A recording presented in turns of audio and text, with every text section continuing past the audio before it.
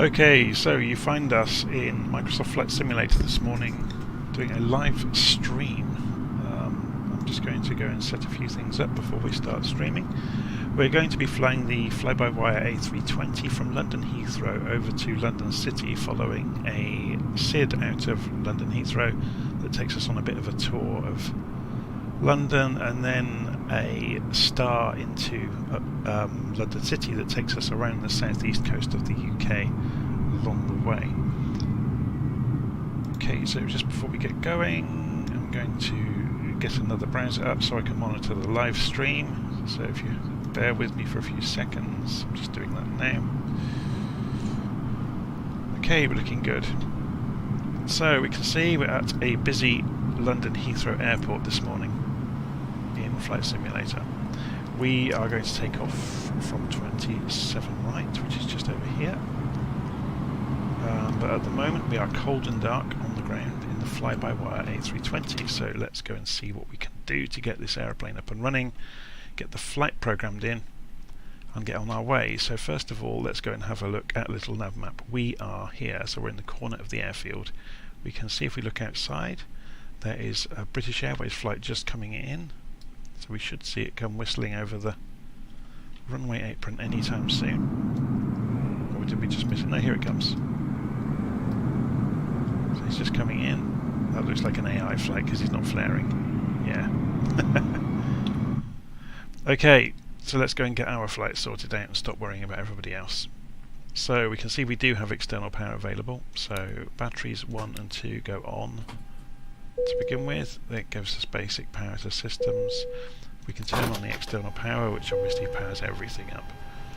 We switch on the auxiliary power unit. We will need an APU to spin up the engines. The APU is a small jet engine in the tail of the aircraft that provides electricity and compressed air. The compressed air can be routed via the APU bleed to spin up the engines ready to start them. So first thing we need to do is go and switch the inertial guidance system to nav, and then we can go and switch on the crew supply. And while the APU doesn't fire up straight away, when you switch on the APU, this bottom screen on the engineering section in the centre of the aircraft automatically switches to show APU. You can have this show different things by clicking on different buttons here. So it's done the effect of clicking on APU down here. So this is the ECAM screen. So you can see now we are generating voltage from the APU, but there is no draw on it at the moment. So now we have the APU up and running, we can actually switch on APU bleed. We're not going to do it just yet, so we're going to go and program our flight before we do anything else. So we can come down to the MCDU and go to FMGC mode, and it gives us a status page to begin with, which is fine. We can clear any messages. The bottom line always shows messages. We can go to the initialization page and we can see where we're going from and to. So we type in the ICAO codes for the airports with a slash in between them to match the box at the top right here. So EGLL is the ICAO code for London. I've typed too many characters there. I can press clear, so anything you type appears on the bottom line. And then I can put a slash in, and then the London City code. If we go and have a little look at a little nav map, you can see Heathrow is EGLL, London City is EGLC. So EGLL slash EGLC. And there we go. And we go back from there, and you can see it's programmed in. Okay, so we can make up a flight number of our own, so we'll put in A, B, C, 1, 2, 3. Obviously, if you were doing a proper flight or replicating a real-world flight, you could put the real flight number in. Cost index relates to a formula that governs how aggressively the aircraft can accelerate or climb when it's on autopilot. So basically how much fuel you want to burn. I'm not going to get into the formula or how it works, but you can put in anything from 0 to 200, I think, is the upper limit. Okay, so cruise flight level. So flight level is in hundreds of feet. So if you wanted 35,000 feet, you would put in 350, if that makes sense. So we're going to go to, we may as well climb up to 30. Oh, we're not going to go very far. And we're travelling for most of the route going east. East is odd numbers on the cruise levels usually. So we'll go for 25,000, which would be flight level 250. When we put that in, it automatically works out the temperature at that altitude. We can go and look in the IRS initialization just to make sure that's all aligned, and it has. Once we've put in the basic initialization, we can go to the performance pages. Actually, when we look at initialization, there's more than one page, which is indicated by the arrows. So if you go sideways, you can see we've got 0 fuel weight. This will work it out for you. If you click the button next to it, it puts a number in the scratch pad, which is where we key things. So it does it for us. Then we press it again, and it fills those in. We can put in our block fuel, and that's why fuel planning has come up. So block fuel is how much fuel you've put in the aircraft. So we can figure that out by looking in the weight panel here. So we can see what our overall fuel is. So empty weight fuel, max allowable fuel. So we've got 8,700 pounds of fuel. Now, I think this wants it in kilograms though. I'd have to check that. But so we're not going to bother filling it in because we're just doing a simple flight anyway. We've got far too much fuel than we need because Flight Simulator defaults to giving the plane a lot of fuel. Okay, so we go and look in performance, and we've got V1, VR and V2. If we go and click the button next to them, it says format error. That's because we haven't filled in all of the initialization data, I think. So that's all looking good actually. So interesting. So we can transfer these numbers usually, and it's interesting that it's not letting me do that. So we could put in 131, 163. So it wants us to rotate at 163 knots and 178. So this is just reference numbers. Whoops, that should be 163. Okay, 178. We can put in transition altitude because it varies around the world. We're not going to bother. We're going to put flaps 2 for our takeoff flap setting. We're not going to bother with the flex temp again. In the real aircraft you get an application on a tablet that the pilot puts the numbers into that has got formulas that comes out with the various data to fill into the various fields. Flex to temp is again to do with derating the engines. Okay, we're going to flick through this. So let's go and have a look in the flight plan page. So EGLL, let's go and look at our flight plan in this nav map. We're going to take the GOG S2F standard instrument departure. We're going to take off from 27 right. So if we go and click on EGLL, we can then say the departure information.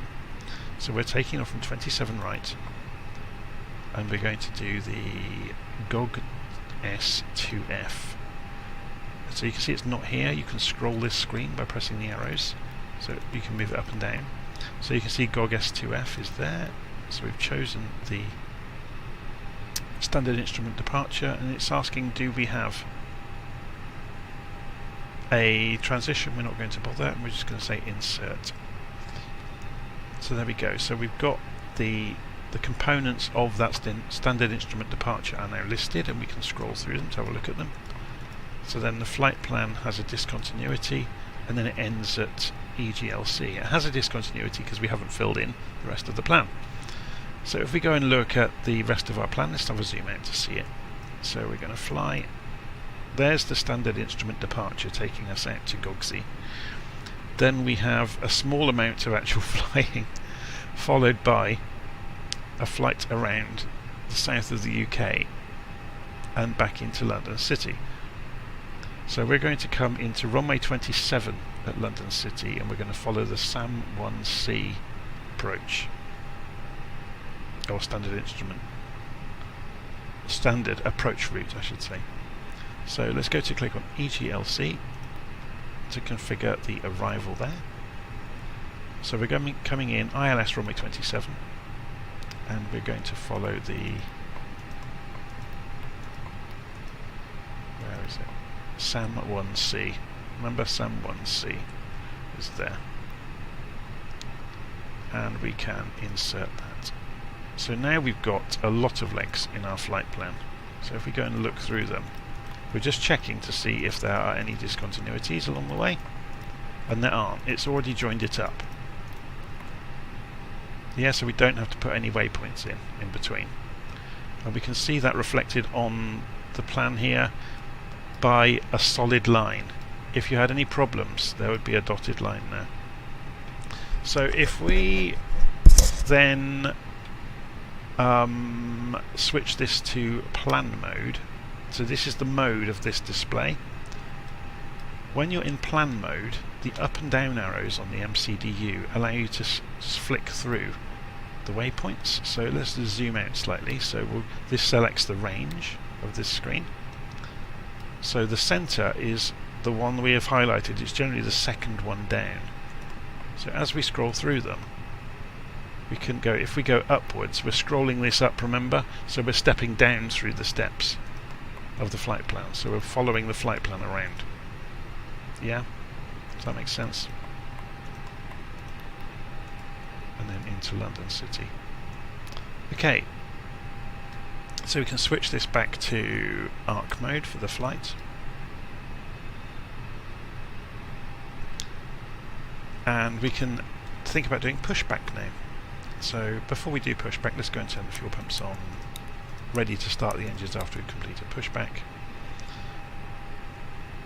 And we can disconnect the ground power because we have the APU. Okay. So because we have the APU running, we can disconnect the external power. The APU is providing the power to the aircraft. Okay, so before we do pushback, we will need to release the parking brake, and then we can press Shift and P on the keyboard. And the tug will make a real mess of lining up with the aircraft, because it always does in Microsoft Flight Simulator. Hopefully that aircraft coming in behind us will be out of the way before we complete our pushback, or start pushing back. Yeah, I think we'll be fine.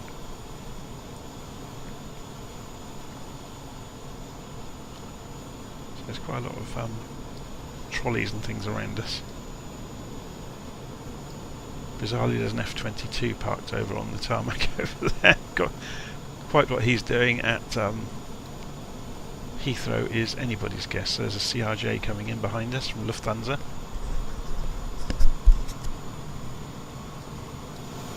There's a plane just leaving, so there's no queue at the moment, which is great for us. So while pushback is happening, we can get on with starting the engines. So we can switch on the APU bleed, which is here, and then we've turned the mode on the engines to start, and we can go for engine number 2 first, and you can see here the N2 number for engine number 2 is coming up, which is great. We can see here that the TCAS is on standby. We can also see, so if we go and switch on the TCAS, just have a look outside and see how the pushback is going. You should see as well that this engine is spinning up.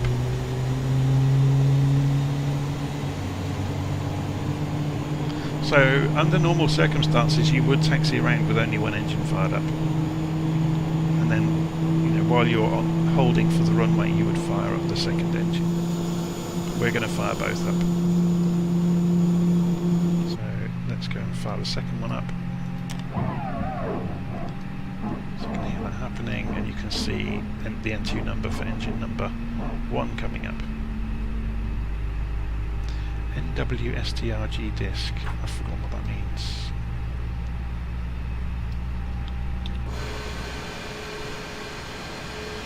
Nose wheel steering disc. It's probably because this is connected. So if we press Shift P to let go,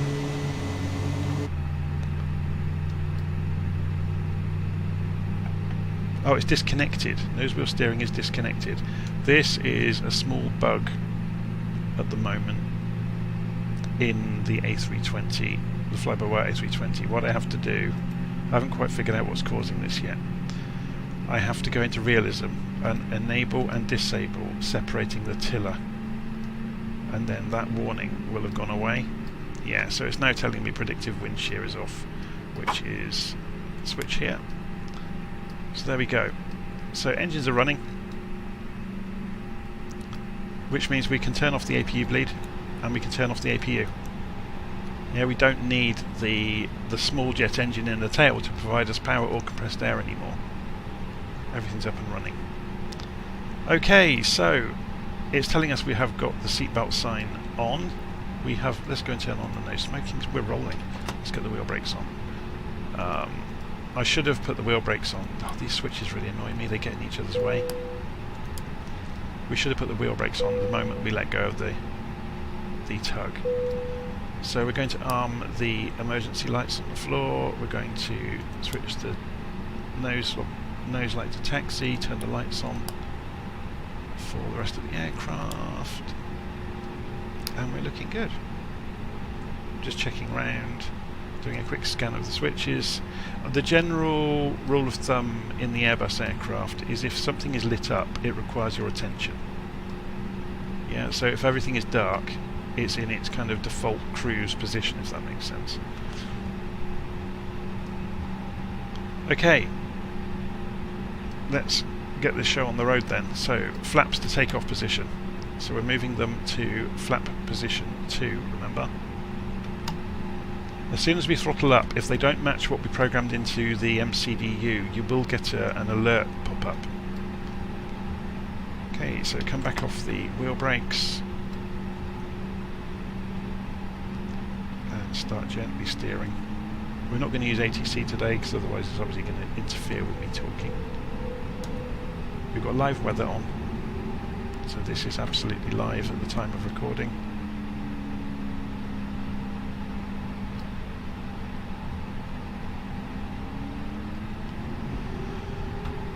So I'm using the development version of the A320 that's accurate to about I guess the 12th of January, I think I downloaded it, 2022.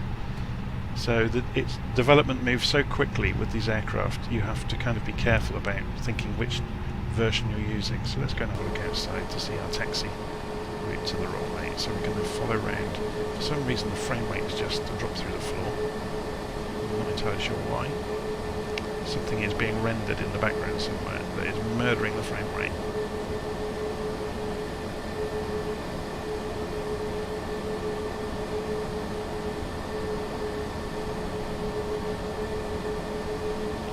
So we're just taxiing around gently. There's no hurry. It's following the lines to get to runway 27 right.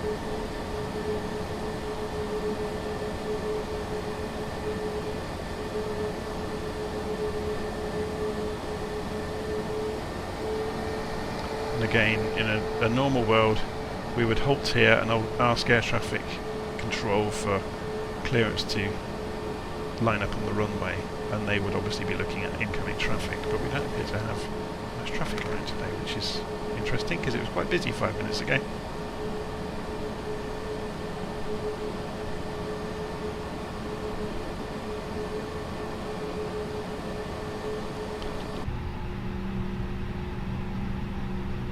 I think it's probably the meteorological conditions are murdering it. For some reason the NVIDIA drivers don't like the really hazy conditions at the moment. Okay, so let's get sorted out. Just stop here on the runway for a second. So we can see our route out on the standard instrument departure. We're going to be using managed speed, managed heading, and we're going to set our initial climb out for, let's get the wheel brakes on for a second. We want to climb to above 4,000 feet for our initial climb, so we'll go for 5,000. Okay, wheel brakes off. Smoothly accelerate. Let's keep view forwards. We're looking for 160 knots for the rotate. There's somebody messing around in an A320 over Heathrow directly above us. Rotate. Gear up. Flaps up. Autopilot on. And engage speed mode, which means it's going to chase the target speed.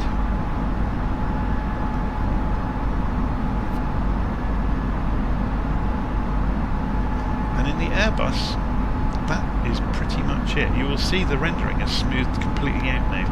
So there is some kind of glitch to do with meteorological conditions. Certain types of mist murder the graphics card, and I'm not entirely sure why. So we can now go and turn off our nose light. We leave the beacon light on, leave the strobes on. We can turn off the... oh, we want the nav lights on actually. There should be more settings, it's not actually simulated in the simulator, in the Fly-by-Wire mod. So we are now climbing out on the standard instrument departure that we chose. So we're climbing out initially to 5,000 feet. When we get to 5,000 feet, we will then go for our cruise altitude. One thing I didn't do on the ground, which I should have done, is set the QNH, which is the barometric pressure. So you can see that has actually pushed us to be above 5,000 feet now. So we're going to take our cruise altitude straight up to 25,000, which is what we wanted to be cruising at. So we select the altitude, press the top half of the knob, and that goes to managed mode, so the aircraft will climb towards 25,000 feet, managing everything itself. As soon as we come through 10,000 feet, we'll be able to accelerate beyond 250 knots. The aircraft automatically knows about that, so it will hold 250 knots until we are above 10,000 feet. So you can see we are now climbing at 1,000 feet a minute, and we'll be following the route through the waypoints. We can zoom this screen out, so we can probably zoom far enough to see the entire flight plan, but yeah, it extends behind us. If we switch to nav mode, you can see it, more of it, because it centres us rather than placing us at the base, which is quite a nice way to look at things. And it also gives you the compass roads there all the way around, which is quite nice. Okay, so we're in managed mode in the A320. We can turn the seatbelt sign off now probably, let people get up and go to the toilet. Now up out of the clouds and just flying along smoothly.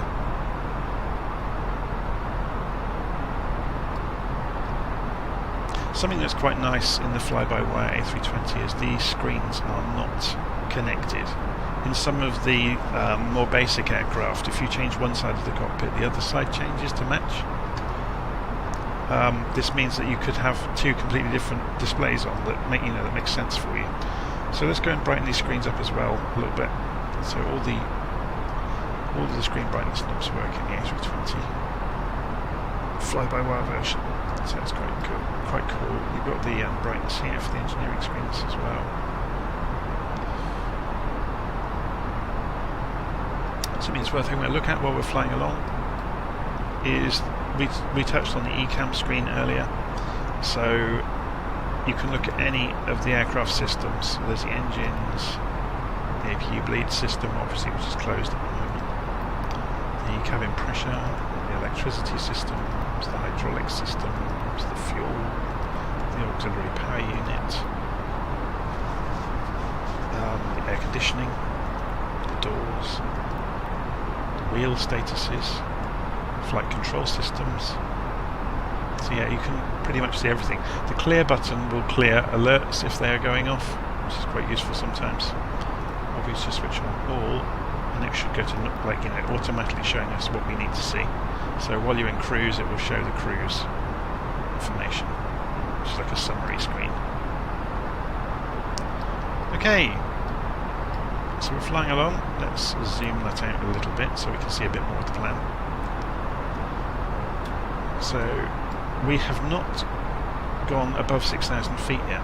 So the reason for that is because I did not select the target altitude. I've just done that. Ah, it's flying the SID, that's why.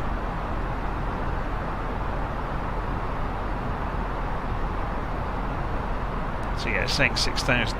So the standard instrument departure, this is quite an interesting point, is outweighing whatever I'm telling it to do on the managed mode. So although I've selected 25,000 feet, it won't start climbing to it until we have left the standard instrument departure route, which has got the altitude minimums and maximums programmed into it automatically. It's worth pointing out when you are putting waypoints into the flight plan. We can click on flight plan by the way and see where we are.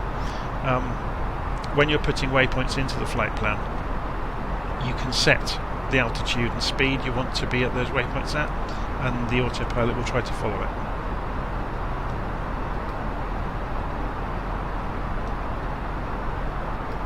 So we're still flying along 6,000 feet. We will be at 6,000 feet until Gogsey, and then you should see, hopefully, the aircraft will start accelerating. So we're about to pass through Gogsey. Sorry, it won't accelerate, sorry, it will climb. Then it will get to 10,000 feet, and then it will accelerate. There we go, we've just passed through Gogsey. So, there we go, it's starting to climb. Brilliant. So it's now following managed mode up to 25,000 feet. If we have a look at our plan, we come in via the SAM VOR. We need to be above, well, we need to be at 13,000 feet at Bidford. So this is going to be a bit of a blip in the plan. We zoom up to 25,000 and straight back down to 13. So you can see the engines are going flat out now. It's climbing at 6,000 feet a minute. It's really going for it. So you can see over here, engines, the turbofans are 84%. The engines are at over 100%. Which is climb mode basically. You can see the throttle is on this detent, which is what engages the automatic throttle to speed mode, where it can manage the speed completely automatically. So to engage the automatic throttle to follow whatever you're programming over here, you have to switch on auto throttle. You also have to align the throttle on this detent, the CL detent.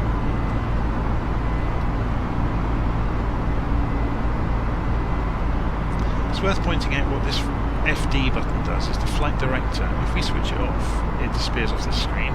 If we switch it back on, there are two systems at play in modern airliners. There's the autopilot and there's the flight director. So the flight director is the aircraft figuring out what it needs to do, and the autopilot is following what the flight director says. Okay, so the autopilot is following the instruction issued by the flight director about, the path we need to be following through the sky to follow the waypoints. So the flight director, you will see it move around from time to time, and then the autopilot start chasing it. If we turn the autopilot off but we still have the flight director on, we, as a human, we can follow it. So we're coming up for... We're still climbing 4,000 feet a minute. As we get higher, the aircraft is finding it more difficult to climb at the same rate. So because we've gone through 10,000 feet now, you see the plane has accelerated. We also have to pull this above 10,000 feet. It varies the height around the world. You change the altitude at which you are going to switch to a standard barometric pressure, which is 2992.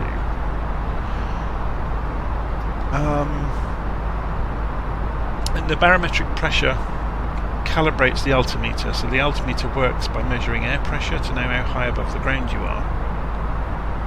So obviously as you get higher the air gets thinner, as you get lower in altitude the air gets thicker. So higher pressure at lower altitudes. So the altimeter works by measuring that, and because if, as you could imagine, with temperature and with humidity, the air pressure varies around the world and from day to day, from hour to hour. Therefore, when you're below 10,000 feet, you start to use the ground pressure, or the pressure measured at ground level, as your reference, which is why you have the meteorological data available from airfields.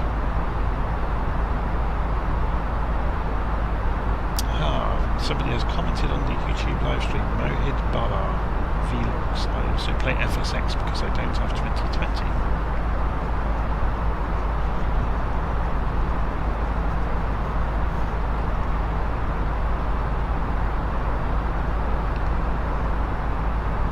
Okay, so you can see the aircraft is turning all on its own to follow the standard instrument departure. We are quite high now. You can see the south coast of the UK. It's appearing, if we have a look at the map, so Southampton we're about to fly over.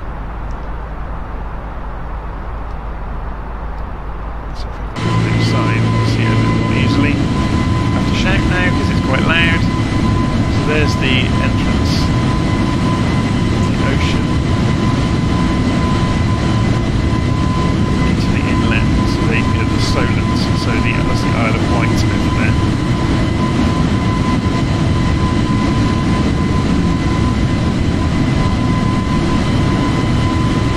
You can see we've made the turn, Southampton, we're now off to Bidva, which we can confirm by looking at the chart here. We're turning towards Bidva,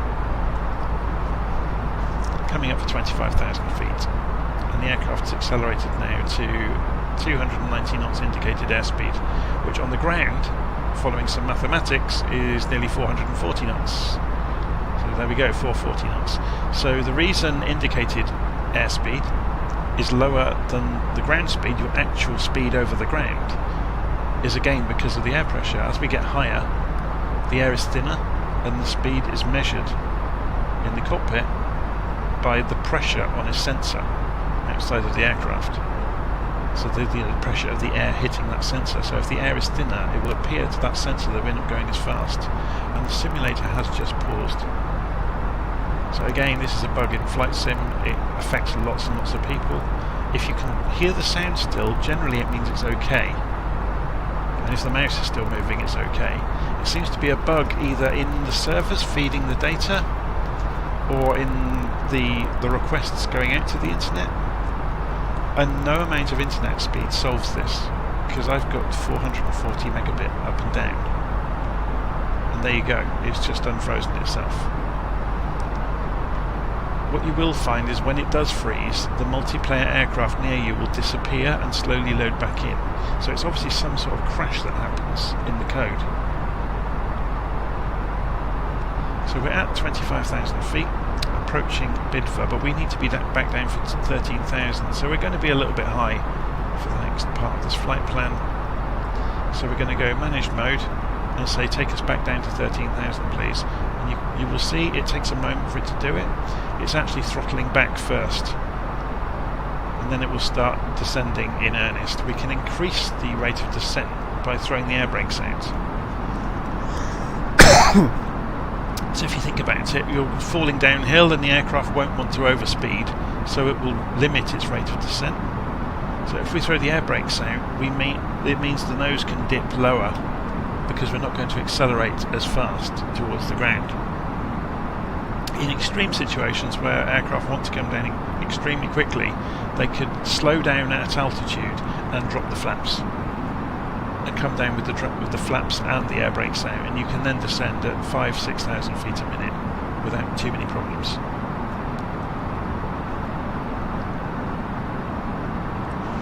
So somebody is asking on the live stream. Can't get my words out today. Jonathan, do you not do XP11 videos anymore? I haven't actually got XP11 installed anymore.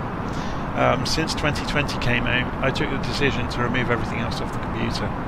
So I have been thinking about installing it again, but to be honest, all of the development across all of the aircraft is going to Flight Sim, and X-Plane 12 is really just X-Plane 11 with some graphical tweaks. It's quite shocking, really, how little progress they've made. But I guess you could say it's a shame, I guess, but the X-Plane team at Laminar Research are really quite small. There's only a handful of people working on it, whereas Asobo have, I think it's 300 staff, and are pretty much a bottomless bank account with Microsoft to develop the simulator. So people keep asking, why can't X-Plane have scenery like Flight Simulator? Because it would bankrupt them. Microsoft are essentially, as far as I can see, are giving the scenery data away to Flight Simulator users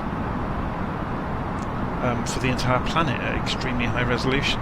They're allowing people to stream it for nothing.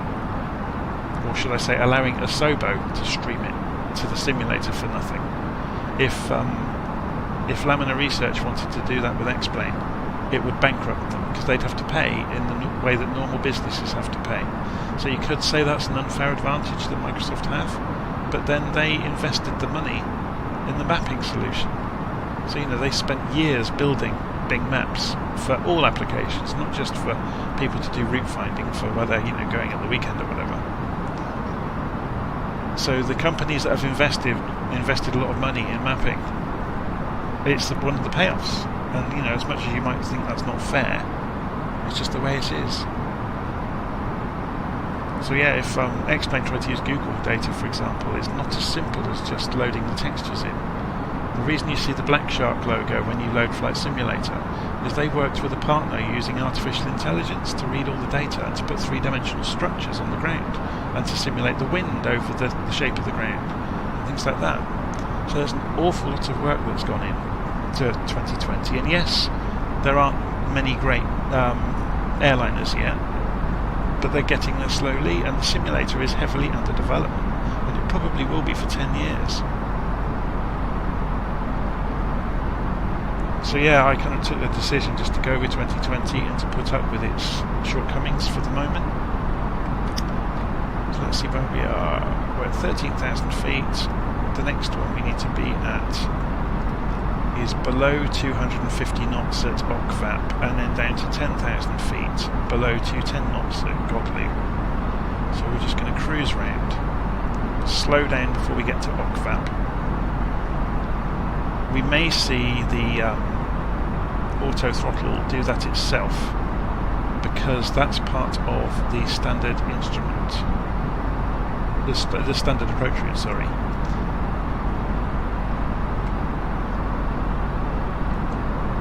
So yes, I used to fly X-Plane 11 and I really liked it, and obviously you saw the videos that I've recorded using it with the Zibo Mod 737, which is still the best 737 in any simulator by quite a stretch.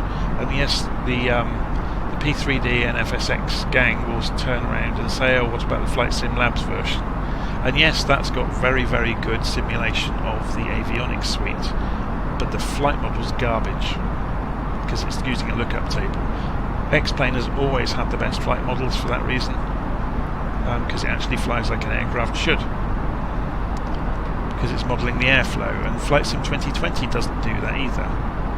So it approximates flight by, you know, doing kind of a halfway house of a lookup table and resolving forces on imaginary surfaces. But yeah, it's an interesting one.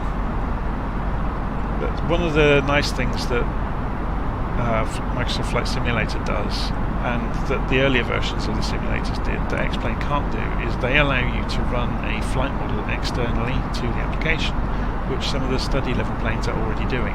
So there's a piece of software running outside or called on from inside the simulator to simulate the flight model. So a lot of the study level helicopters that are appearing are doing that.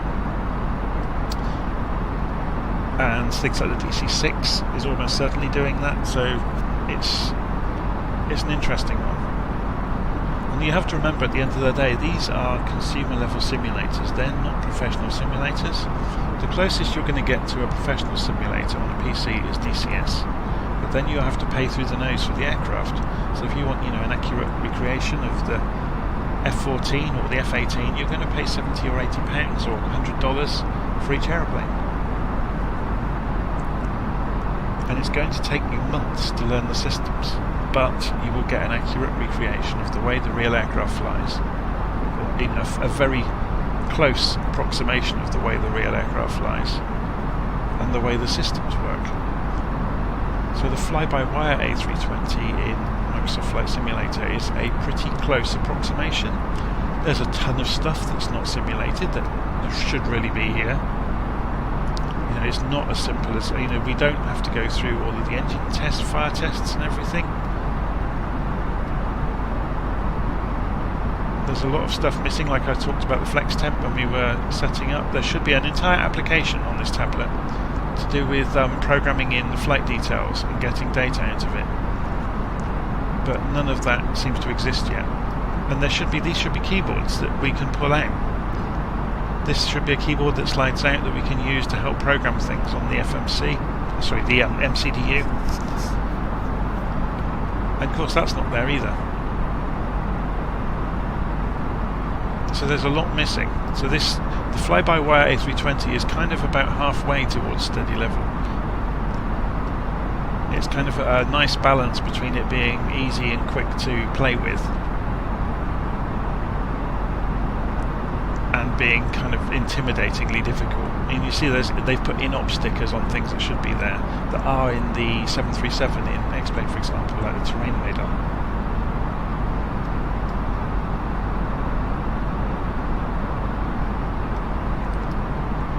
Also you get things, yeah, like the weather radar, things like that. I don't think it's fully operational yet in op, whereas that works in the 737 in X-Plane, for example.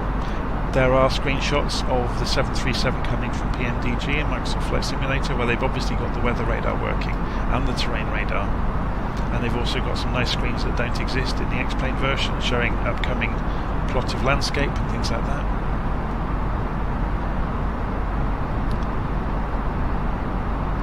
Okay, so in readiness for Godlu, we're going to drop down to 10,000 feet. We'll go to 10,500 because otherwise we'd need to slow down, and it just gives us that bit of a buffer. So we'll go to manage mode down to 10,500 feet. We don't actually need to be there just yet. So you can see we're starting to descend. Altitude is decreasing. There's our Mach number, by the way. That's the proportion of the speed of sound we are travelling at. So 0.5 times the speed of sound.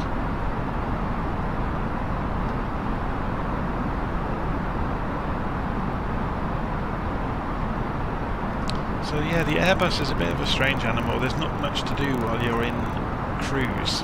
If you wanted to double check radio frequencies and things, it's interesting because although you've got the comm radios here, the nav radios are in the FMC. Sorry, the MCDU. It's because I've been talking about the 737. There's some nice tricks I've highlighted in other videos, so we can go into the MCDU menu. We can go to ATSU. We can go to AOC.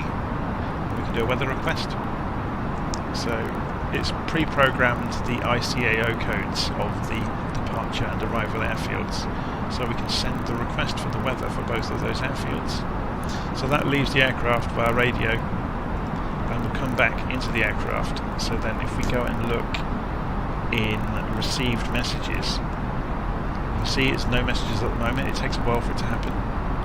So we go and look back in there, it comes, it's arrived. So we go and open that message. We can now see the meteorological report.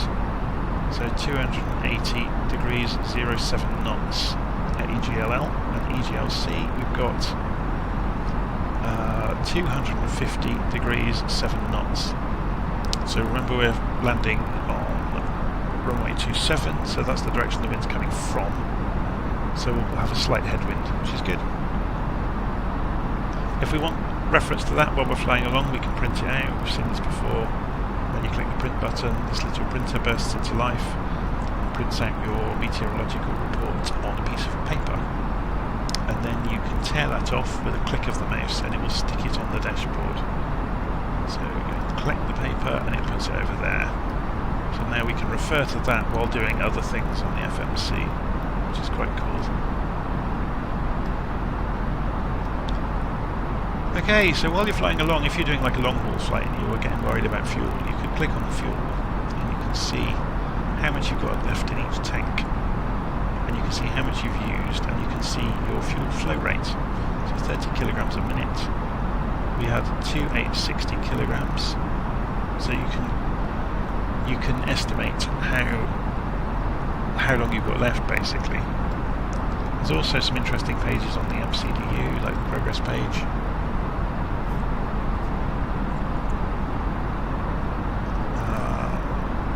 Obviously you saw the performance we filled in when we started out, the fuel prediction. So again, we were just talking about that. So you can fill numbers in to do some calculations like an advanced calculator. We can do the DIR button is direct too, so if you had a sudden change from air traffic control to go via another waypoint, you can shortcut your route by going direct, and either say you were shortcutting across the existing waypoints you've already chosen, you could do that, or you could put in a new waypoint that's not in your flight plan to go direct to it. Something else that's quite nice, if we were to select a particular waypoint on our route, we can insert a hold at the waypoint. We're not going to do it, but say if ATC told us, near the airfield at one of the waypoints to do a hold, we could choose that and the aircraft will fly like a racetrack pattern on the dimensions that we program in when we select hold. So we're making our turn now towards OCVAP. We're down to 10,500 feet. So we need to be below 250 knots when we get to OCVAP. And these are indicated airspeeds. So if we look out of the left window, we should see, it's a bit misty, there's the coast of the United Kingdom, the south coast. So we're flying along past the coast. Something else we can do on this tablet while we're wasting some time flying along. If we go and click on the tail fin here, you'll see there's nothing on the tablet at the moment. So we can load this from SimBrief. This is a SimBrief integration on the tablet. So what we can do is we need a browser window to do this. So if I go to SimBrief, do a search for SimBrief, and there it is, simbrief.com. You see I'm already logged in. It's free to join SimBrief, and then you can go into the dispatch system in SimBrief and we can say, I want to do a new flight, please. So we're doing this after the fact. We should have done this really before, but it really doesn't matter. We'll type in an airline code and we'll give it a flight number. And departed from EGLL, we're going to EGLC. So it's loaded some data up into here, so we can then say we're in the FlyByWire A320. You can program into it aircraft types that you use, so they're available very quickly. So it's gone and figured out a route for us, so we'll go into Little Navmap and we'll copy the flight plan to the clipboard and we'll paste it in here. We'll take off the departure destination, so that's our actual route, so analyse it, and it says yeah, that's fine. Sometimes you can get discrepancies where the data in the simulator is newer than is available in SimBrief, because on a free SimBrief account you have old navigation data. There's a built-in delay, so if you have a paid account with Navigraph, who owns SimBrief, then you're good to go, and they will match much more accurately. So confirm you wish to generate the flight plan. Yes, I do, please. So SimBrief is making a full operational flight plan.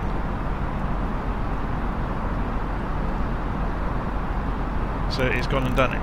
Yep, so we get this full printout. So when you see pilots jumping into an aircraft to program it up while you're waiting in the departure lounge, this is the printout they have, the operational flight plan. And we also get charts generated and all the rest of it. So this is good to go. We can print this out and preview it as a PDF and all the rest of it. It's got lots and lots of. You can export the flight plan as well as a PLN file that you can import into the simulator. But within this operational flight plan, it's very, very detailed. You can have a good read of that, and it'll amuse you for hours. But you also get all the charts of the flight, the wind, the estimated wind that's being forecast along the way, and the strength of those winds for the important segments of the flight. But more interestingly now, within this tablet, within the aircraft, we can say load the flight from SimBrief, and it's loaded the current flight that I've been working on. So you can see BAW 123 that I just invented. Then there's the departure and the destination airfields, and you get some data for each airfield, the meteorological data.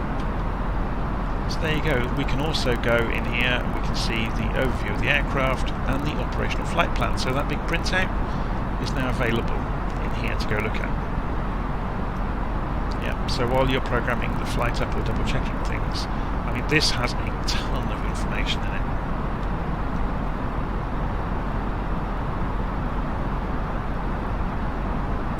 He's doing. What does that mean? HSR. Okay, I'm just reading some of the messages on the live stream.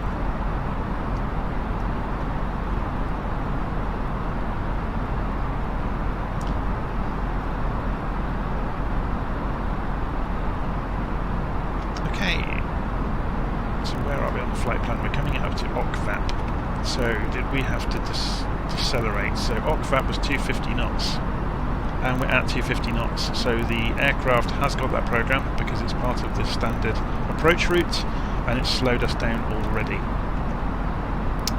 So 210 knots for Godlu at 10,000 feet. So let's make the turn OCVAP, then adjust for 10,000 feet. So we go for 10,000, but we have not selected it yet, so it's going to carry on flying at 10,500. So as soon as I press the top and push the knob for the altitude, it will start obeying that. We can zoom in a little bit to see that in a bit more detail. So we come into OCVAP. Should we go back to ARC mode?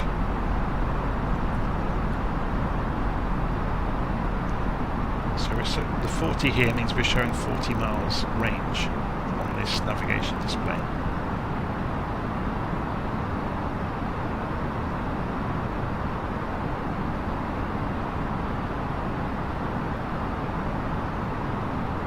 Okay, so we will then press this, the dot comes up alongside the altitude, meaning manage mode, so we're descending for 10,000 feet.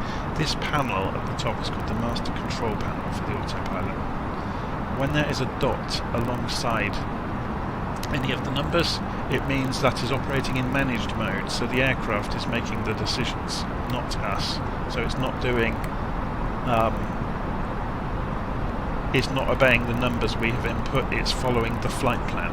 You can only use managed mode if you've got a fully programmed flight plan. If you don't have a flight plan, you can only use selected mode. So the difference between managed and selected is the difference between pushing and pulling. And obviously, because this is two-dimensional, they have to find a way of doing that. So you press the top half of one of the dials to push, you press the bottom half to pull. Okay? So if we were using selected mode, which is pulling the knobs, we can then dial in a number and press the bottom half, and that will tell the autopilot go this exact speed, for example, versus go the speed that's pre-programmed into the flight plan. Same for the altitude. We could use managed altitude throughout the entire flight plan if we've got altitudes set. So you can see we've got Godlu 10,000 feet is actually been set, and then Lavno 3,000 feet. So let's go and leave it on managed mode. It's not going to do it now, is it? Famous last words. It's because we're already there. It won't do managed mode at the moment.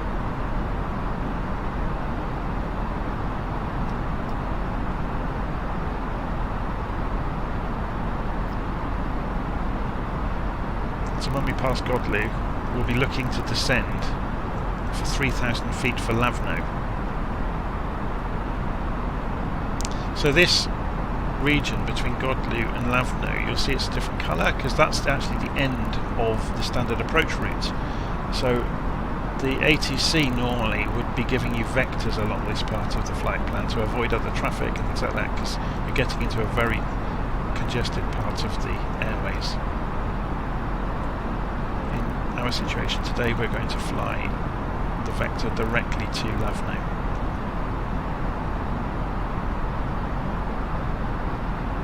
So we're just about to make the turn. So then this will switch over, and it's saying decelerate as the next instruction, which you can read down here.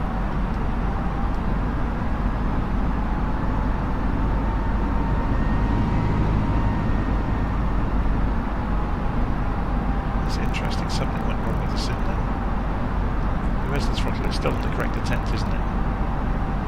I hadn't actually noticed we were going very slowly. So you do see some strange things in the simulators from time to time, either because control inputs have gone wrong, or the simulator has a small bug in it somewhere. So it's really awkward that you can't always see if these are lit up. You can just see that the autopilot's lit up with the sun on it. So let's go for, yeah, managed mode's not going to play ball. So we're going to go and select 3,000 feet.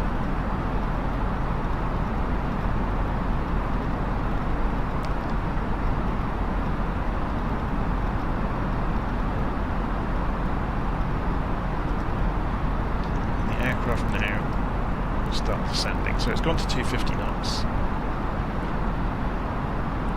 which is not correct. We need to be below 210, which is obviously what it was playing at. So that hasn't been programmed in. So we are going to go for selected mode. So I've pulled the knob on the speed, and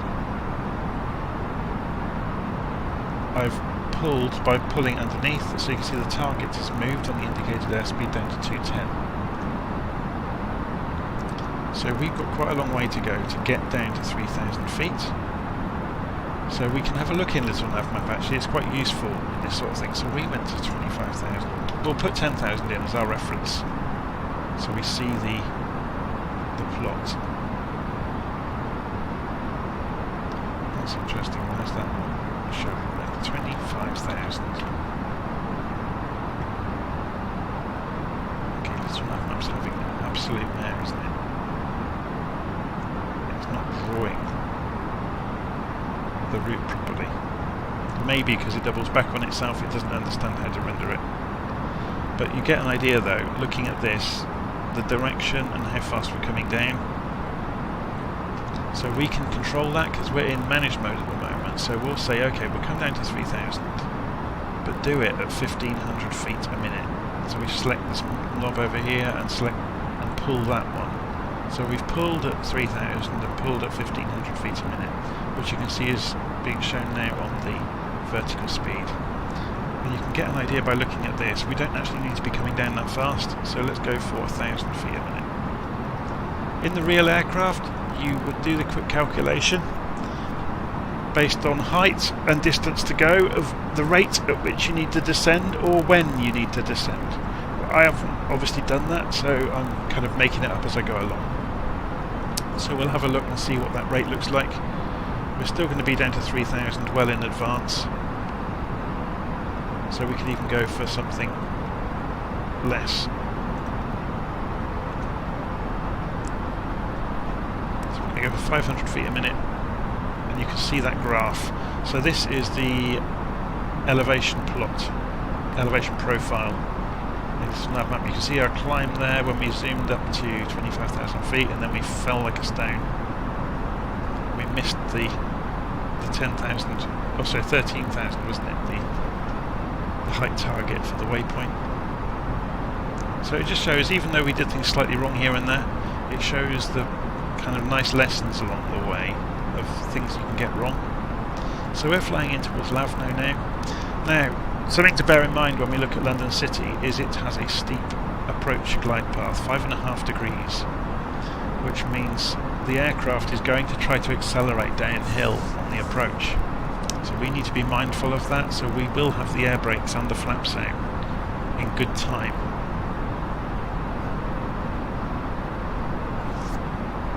So we're looking good now on this, so we might come in a little bit more steeply when we get closer.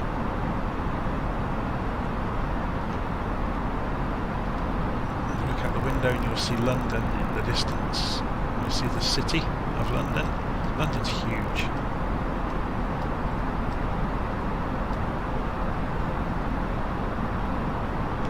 So yeah, I was talking to somebody yesterday evening. Don't worry about messing things up in a simulator, because it's a simulator. There is no cost involved in doing this, and everything you do is essentially a lesson for next time. And a lot of the things you'll see me go charging into during live streams or on recorded videos where I mess things up. And that's a really good lesson, because 99% of the time the reason something's gone wrong is because I did not plan ahead.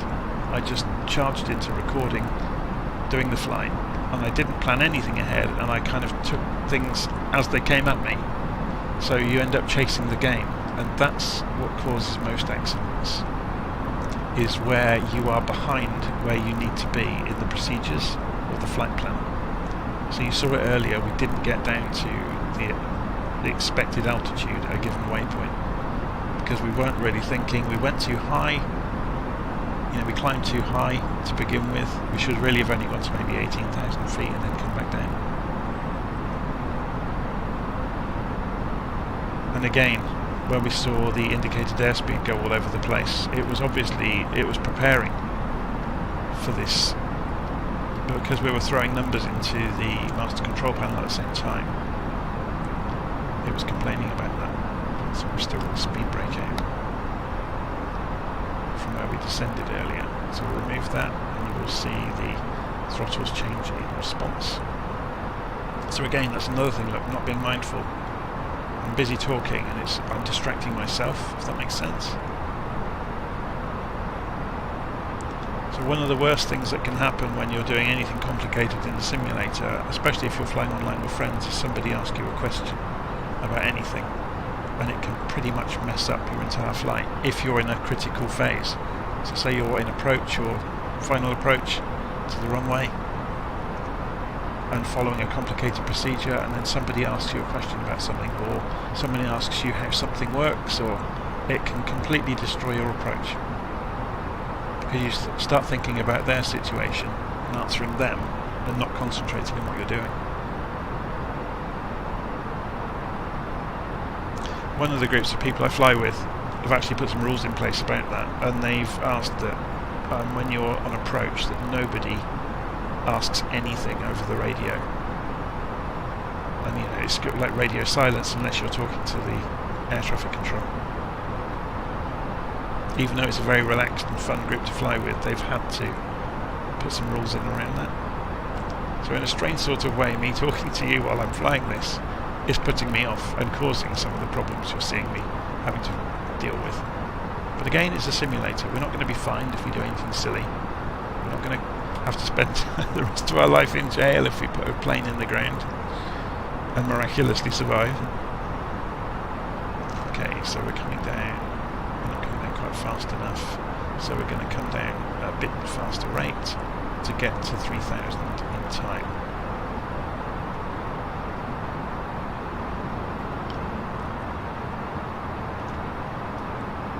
So if we look outside now, you can see the edge of London coming past.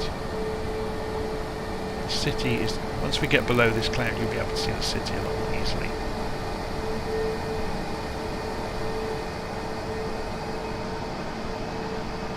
It always fascinates me that quite often when we see a cloudy day outside, the clouds only extend a few thousand feet into the sky. Above that it's lovely and sunny. I mean, sometimes, granted, with the weather patterns you do get high altitude cloud systems, but generally the cloud's very low and there's nothing above it.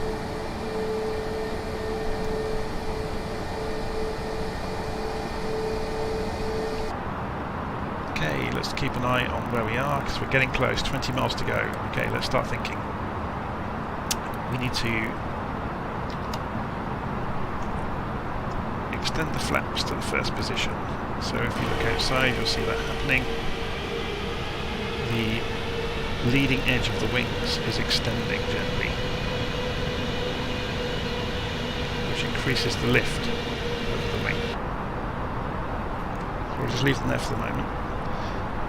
We're going to be gradually feeding the flaps in over the next few miles. So let's go back to 20 miles. So we've got the 20 mile plot, arc display. We have got ILS. So let's go and double check the ILS frequency. So here's us coming towards the feathers for the ILS.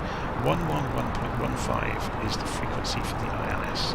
So we go to the nav radios section and we can see that's already been pre-programmed in 111.15, and it knows the course is 272 degrees into the runway. So when we programmed the flight plan and chose the standard approach route, that has configured that so it automatically switched over itself.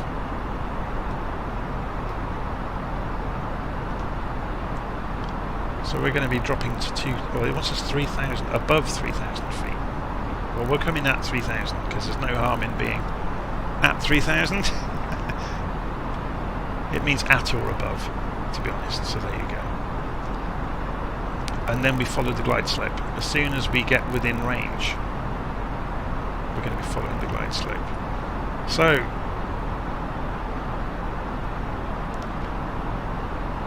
we can slow down now.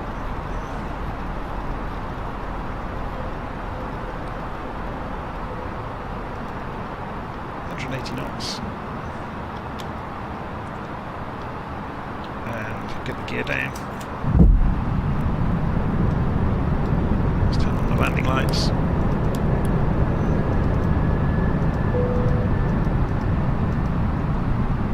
paused again. This is the famous simulator pause. If something is broken inside the simulator, it will refresh. So we won't worry too much. The rest of the computer is still running, and you can tell that because the mouse is moving and the sound is still there. It's not going to crash the desktop. Well, hopefully not. And it will suddenly burst into life again in a moment. There we go.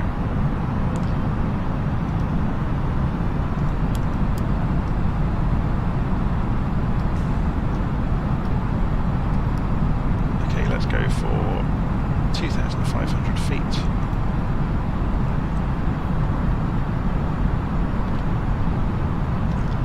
No, it wants us at 3,000, sorry.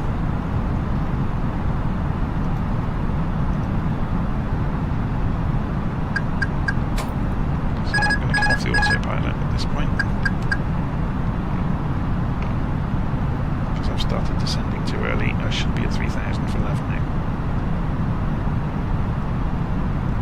So let's switch this over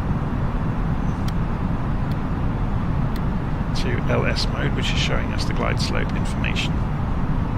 So we're gently climbing back up to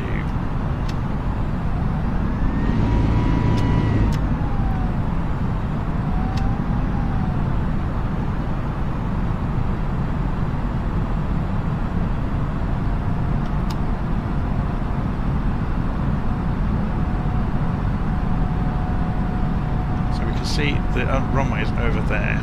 So this line will start to pull into the middle as we get in line with the runway, and vertically a diamond will start falling down this side of the screen.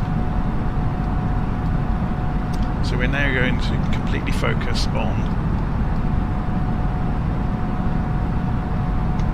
the indicated airspeed. The altitude we went way too high now. So this again, this is where focus is required. So if I go quiet during the descent, you'll understand why. So we're getting near to the glide slope.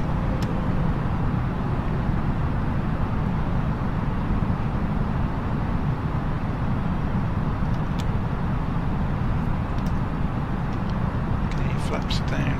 You can see the diamond has come down, so we're now using the diamond as our gauge for our descent rate. Put the air brakes out as well.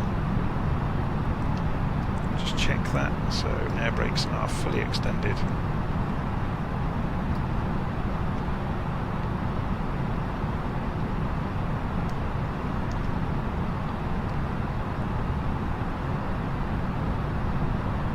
We've got a slight crosswind, so this is showing us, well, it's quite a strong crosswind, 17 knots at this altitude.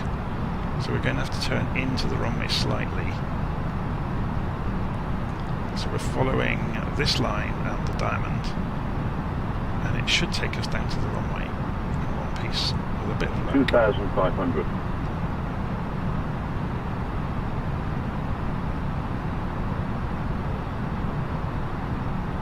My friends and I greatly enjoyed watching it. Thank you for the work.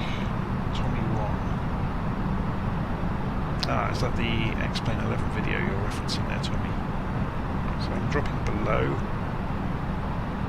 slope, so I'm just raising the nose slightly. I'm slightly off to the right, so I'm just turning left slightly.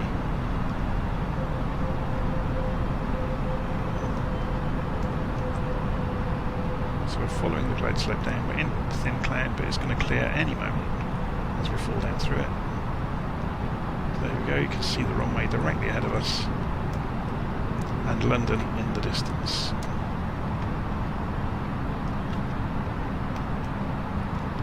So manual control. We are controlling the aircraft.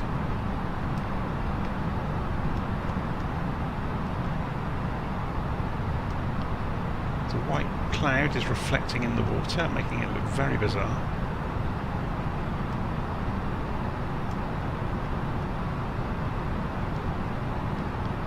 So we've got flaps full down. Air brakes out, and 1, that is arresting us. We're falling at about 125 knots on the glide slope.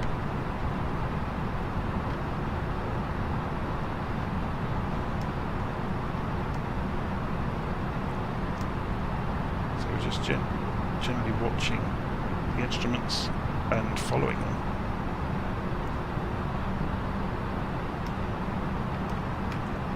500.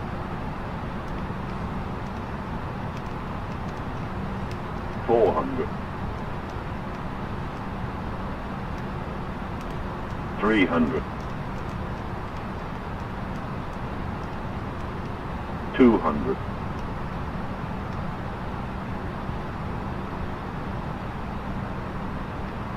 50. 40. 30. 20.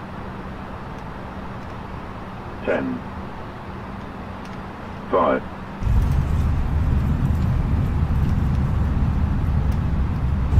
Thrust reverses.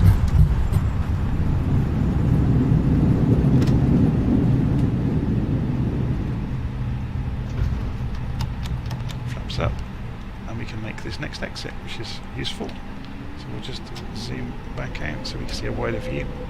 I zoomed in and on approach just so you could get to see the instruments while I was talking about them.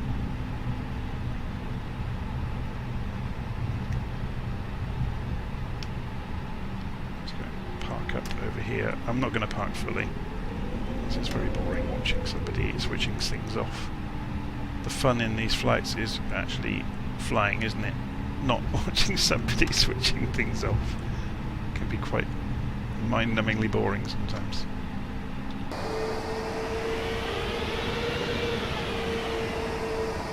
Can we fit this A320 into this tiny parking bay?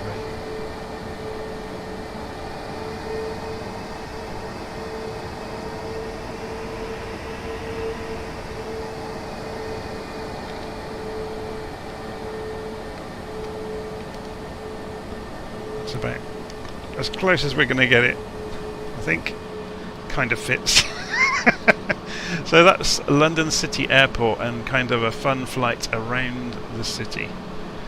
And we're going to log off there. Hopefully you enjoyed that and you saw some lessons there about distractions and making mistakes and recovering from them, and it not really mattering because it's a simulator and it's a video game at the end of the day.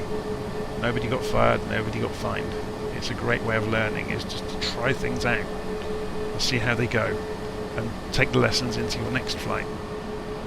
Okay, so I'm going to end the recording there and hopefully see you soon.